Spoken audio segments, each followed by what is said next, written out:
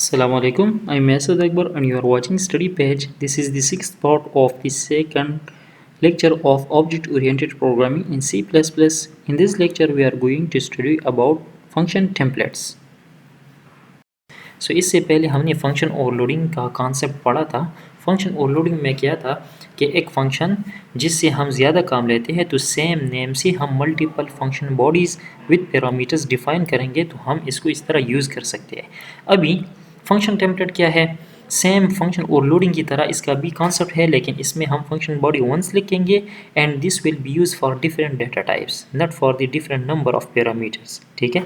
For example आप एक सम function define करते हैं और आप कहते हैं कि ये सम फंक्शन मुझसे हमेशा 2 पैरामीटर लेता हो। अभी पैरामीटर का टाइप जो है आप कहते हैं कि डिफरेंट हो। फॉर एग्जांपल अगर इसमें मैं 2 इंटीजर पास करता हूँ या 2 फ्लोट पास करता हूँ या 2 डबल पास करता हूँ, ये दोनों को सम करके मुझे प्रॉपर टाइप में आंसर रिटर्न कर दे। So for this you will use the function template. Function template is a compact way to make overloaded functions. ठीक है। It generates separate functions for different data types. अभी क्या करता है, हम just एक फंक्शन टेम्पलेट डिफाइन करेंगे और कंपाइलर खुद ब खुद जो है उस फंक्शन टेम्पलेट से डिफरेंट डेटा टाइप्स के लिए फंक्शंस डिफाइन करेगा। यहाँ पर आप देखें, यहाँ पर हमने लिखा है, इस पार्ट को आप अगर थोड़ा देखें तो यहाँ हमने रिटर्न टाइप लिखा है टी, फिर हमने स्क्वायर एक फंक्शन लिया है और यहाँ हमने फिर लिखा है टी वैल्यू 1। तो एक्चुअली टी क्या है, इसमें टी हमने एक जनरल डेटा टाइप लिया है। ठीक है, एक जनरलाइज हमने जनरल डेटा टाइप,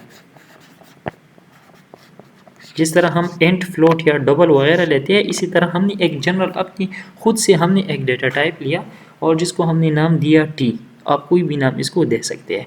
फिर हमने फंक्शन उसी तरह डिफाइन कर दिया जिस तरह नॉर्मली हम करते हैं। This is T is the return type, square is the function name, और फिर यहाँ पर जितने भी पैरामीटर आप पास करना चाहे आप पास कर सकते हैं डिपेंडिंग ऑन योर फंक्शन। तो ये देखें, ये हमसे टी टाइप का की वैल्यू लेगा और रिटर्न करेगा उसका स्क्वायर। ठीक है। अभी टी क्या है, तो आपने अगर इसी तरह किसी फंक्शन टेम्पलेट को लिख दिया और फिर आपने फंक्शन स्क्वायर कॉल कर दिया, फॉर एग्जांपल आपने लिख दिया स्क्वायर और 5, तो 5 इज़ इंटीजर, ऑटोमेटिकली कंपाइलर क्या करेगा, इस फंक्शन के इंटीजर वर्जन को क्रिएट करेगा और यहाँ आपने इंटीजर पास कर दिया तो ये आपको इंटीजर वैल्यू रिटर्न करेगा, 25 आपको रिटर्न करेगा। इसी तरह अगर आपने इस स्क्वायर फंक्शन को कॉल कर दिया for example with 4.4, now this is floating point value, तो कंपाइलर क्या करेगा, इस फंक्शन टेम्पलेट का एक फ्लोटिंग पॉइंट वर्जन क्रिएट करेगा। आपने यहाँ फ्लोटिंग पॉइंट वैल्यू पास कर दी तो ये आपको फ्लोटिंग पॉइंट वैल्यू ही रिटर्न करेगा। सो यहाँ पर हम जनरल डेटा टाइप इसीलिए यूज़ करते हैं ताकि कंपाइलर खुद से डिफरेंट टाइप के लिए इसकी डिफिनीशन को बना दे और जिस टाइप से हम फिर इस फंक्शन को कॉल करते हैं उसी टाइप में ये कैलकुलेट हो और हमें डेटा भी उसी टाइप में रिटर्न हो। ठीक है। और वो टाइप हम यहाँ पर डिफाइन करते हैं टेम्पलेट क्लास टी। यहाँ हम इस तरह लिखते हैं टेम्पलेट क्लास टी या टेम्पलेट टाइप नेम टी, दोनों हम यूज़ कर सकते हैं। ठीक है। तो यहाँ से ये हम बता रहे हैं कि जो हम जनरलाइज डेटा टाइप बनाएंगे उसको हमने नाम टी दे दिया, आप कोई भी नाम यहाँ दे सकते हैं। ठीक है। तो इसको हम किस तरह लिखते हैं, फॉर्मेट इसका क्या है कि begin with the keyword template, जिस तरह हमने यहाँ पर डिफाइन किया है विद द कीवर्ड टेम्पलेट। ठीक है। इसके बाद formal type parameter in brackets. Formal type parameter कौन से पैरामीटर होते हैं, जो कि हम फंक्शन डिफिनीशन में जिन पैरामीटर को लिखते हैं उसको फॉर्मल टाइप पैरामीटर कहते हैं और जो फंक्शन कॉल में हम पास करते हैं उनको कहते हैं एक्चुअल पैरामीटर। सो फॉर्मल टाइप पैरामीटर हम इस इन ब्रैकेट के दरमियान यहाँ डिफाइन करते हैं। ठीक है। T is our formal type parameter in this case. Every type parameter preceded by a type name or class. यहाँ पर आप एक से ज़्यादा भी जनरलाइज या फॉर्मल टाइप पैरामीटर क्रिएट कर सकते हैं। हर एक जो है उससे पहले आप टाइप नेम लिखेंगे या क्लास लिखेंगे। दीज आर द कीवर्ड्स और these are the placeholder for built in types. ठीक है। जो बिल्ट इन टाइप्स पर ये रिप्लेस होंगे बाद में, तो उसके लिए ये प्लेस होल्डर्स है। ठीक है। Okay, these specifies argument types, return types and or declare variables. जो फंक्शन इस फंक्शन के अंदर जो हम वेरिएबल लेंगे या इसके जो हमारे पास आर्गुमेंट टाइप्स है या रिटर्न टाइप्स होंगे ये उनको रिप्रेजेंट करेंगे but in general form. Function definition like normal except formal types use. Function को हम किस तरह डिफाइन करेंगे, नॉर्मल फंक्शन की तरह हम इसको डिफाइन करेंगे, लेकिन फंक्शन बॉडी के अंदर जो हमारे पास टाइप्स होंगे वेरिएबल के वो हम यहाँ फॉर्मल टाइप यूज़ करेंगे, और जो नाम हमने उसको दिया हो ये जनरल, यहाँ पर हमने टी दिया है तो हम टी यूज़ करेंगे, अगर आपने कोई और नाम दिया है तो आप वही नाम यूज़ करेंगे। सो this is the function template. ठीक है, यहाँ से डिफिनीशन स्टार्ट हो गई टेम्पलेट कीवर्ड से। ठीक है, टेम्पलेट क्लास टी, यहाँ हम ये कह रहे हैं कि इस फंक्शन के अंदर हमारे पास डेटा टी टाइप का होगा। T is now a generalize type, और इस स्टेटमेंट को आप इस पे भी रिप्लेस कर सकते हैं। यहाँ हमने जस्ट क्लास को रिप्लेस किया है विद टाइप नेम टी। फिर T is the return type, square is the function name, and T is the argument type. ठीक है, तो ये वैल्यू कैलकुलेट होगी और हमें वैल्यू रिटर्न होगी। ठीक है, अब इस फंक्शन को अगर आपने इंटीजर पे कॉल कर दिया तो ये कंपाइलर इसका इंटीजर वर्जन क्रिएट करेगा, आपने इसको फ्लोट पे कॉल कर दिया तो कंपाइलर इसका फ्लोट वर्जन क्रिएट करेगा। So it is the formal type used as parameter type. A Above function will return variable of same type as parameter.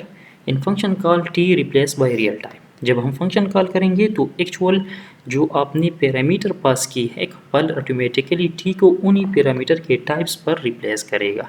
ठीक है, so if int all become ints, अगर आपने for example square को इस तरह call कर दिया, for example आप कहते हैं कि x is equal to square 5, तो कंपाइलर क्या करता है, ये इस फंक्शन डिफिनीशन में जितने भी टीज़ होंगे उन सबको इंट पर रिप्लेस करेगा। तो ये नॉर्मल फंक्शन बन जाएगा जिसका रिटर्न टाइप इंट होगा, नेम स्क्वायर होगा और पैरामीटर का टाइप भी इंट होगा। अगर आपने इसको फ्लोट पर कॉल कर दिया तो ऑटोमेटिकली कंपाइलर क्या करता है, टी को फ्लोट पर रिप्लेस करता है। ठीक है, so this is how we create function templates. अब इसको प्रैक्टिकली इम्प्लीमेंट करते हैं in C plus plus. So let me first open the IDE and create a new source file, write down the basic C++ program, and that is hash include iostream using namespace std int main return 0। अब इस तरह करते हैं कि अच्छा इसको पहले save करते हैं, दिस इज़ लेक्चर 2.6। ओके, सो इस तरह करते हैं कि सम फंक्शन के लिए एक टेम्पलेट बनाते हैं। ठीक है, so let us create a function template for sum. ठीक है, और for the addition of two number, okay, for the addition of two numbers regardless of their types। ठीक है, तो हम एक जनरलाइज टाइप देंगे और कंपाइलर ऑटोमेटिकली उन जनरलाइज टाइप्स को स्पेसिफिक टाइप पर रिप्लेस करेगा। सो टेम्पलेट क्लास डेफिनेशन हमने कहा कि किस तरह स्टार्ट होती है, टेम्पलेट कीवर्ड से स्टार्ट होता है और फिर एंगल ब्रैकेट्स के अंदर हम यह क्लास लेंगे या टाइप नेम लिखेंगे। ठीक है, और उसके सामने जो हम जनरलाइज टाइप यूज़ करेंगे that type will we write. So template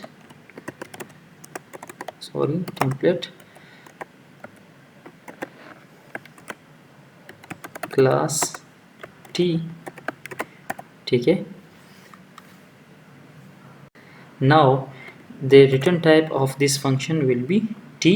अगर इंट है तो इंट होगा, फ्लोट है तो फ्लोट होगा, डबल अगर हम वैल्यू पास करेंगे तो डबल होगा। सो यहाँ पर हम जनरलाइज यूज़ करते हैं टी। ठीक है, और इसका हमारे पास नेम होगा for example some.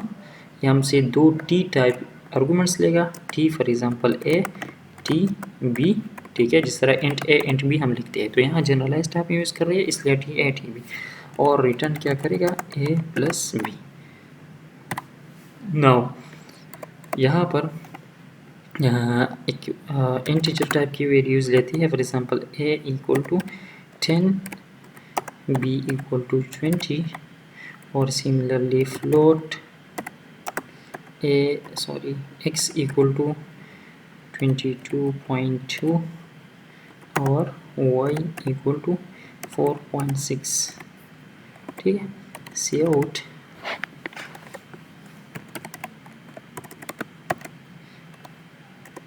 10 + 20 equal to sum function हम कॉल करेंगे जस्ट, और ये इंटीजर टाइप वेरिएबल हम पास करेंगे।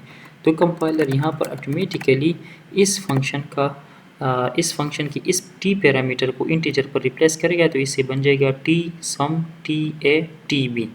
तो हमारे पास ये हमारे लिए इंटीजर सम जो है वो कैलकुलेट करेगा।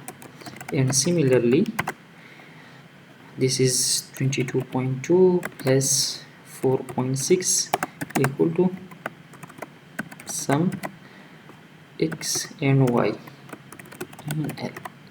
जब ये फंक्शन कॉल अगर हो जाएगा तो क्या होगा, कंपाइलर इस फंक्शन का फ्लोट वर्जन क्रिएट करेगा।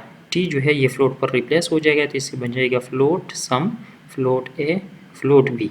तो ये हमारे लिए ये फ्लोट्स एडिशन भी परफॉर्म करेगा और हमें सही आउटपुट मिल जाएगा। तो आइए इसको अभी कंपाइल और रन करते हैं। हैश include सॉरी, देखिए हमारे साथ हमें इस फंक्शन टेम्पलेट से ये एडिशन जो है ये परफॉर्म हो गया, ठीक है। और एक बार फिर मैं रिपीट करता हूँ कि ये किस तरह काम करता है। अभी हमने यहाँ पर टेम्पलेट क्लास टी या टेम्पलेट आप टाइप नेम भी लिख सकते हैं, ठीक है, टाइप नेम टी। इसको रन करते हैं तो सेम आउटपुट हमें मिल जाएगा, ठीक है। तो आप या टाइप नेम लिखते हैं या क्लास लिखते हैं, दोनों सेम है। ये यहाँ से हमारा फंक्शन टेम्पलेट डिफिनीशन स्टार्ट होता है, ठीक है। फिर पूरा फंक्शन लिखते हैं जो फंक्शन आप लिखना चाहते हैं, लेकिन इसमें जो टाइप्स होते हैं, रिटर्न टाइप्स या इसके अंदर वेरिएबल्स या आर्गुमेंट्स, वो इस जनरलाइज टाइप के होंगे। और ये टी लिखना ज़रूरी नहीं है, आप कोई भी दे सकते हैं। फॉर एग्जांपल मैं यहाँ लिखता हूँ टाइप, ठीक है, और यहाँ लिखता हूँ टाइप, ठीक है। ये आइडेंटिफायर है, आप अपनी मर्ज़ी से ये आइडेंटिफायर दे सकते हैं, ठीक है। तो जो आइडेंटिफायर आपने इस टाइप को दिया, वो आइडेंटिफायर आप आर्गुमेंट्स, रिटर्न टाइप और जहाँ पर फंक्शन की बॉडी के अंदर रिकॉर्ड हो वहाँ पर यूज़ करते हैं। कंपाइलर क्या करता है, वो आपके फंक्शन कॉल को देखता है। अगर आपने इस फंक्शन को कॉल किया है विद इंटीजर, तो वो इस टाइप को इंटीजर पर रिप्लेस करता है। अगर आपने इसको कॉल किया है विथ फ्लोट, तो इस टाइप को फ्लोट पर रिप्लेस करता है और अकॉर्डिंगली फंक्शन डिफिनीशन क्रिएट करता है और आपका फंक्शन यहाँ इसी तरह कैलकुलेट होता है। तो खुद प्रैक्टिस करें इसका, और अगर कोई क्वेश्चन हो या कन्फ्यूजन हो तो आप कमेंट सेक्शन में पूछ लें। Thank you so much. अल्लाह हाफिज़।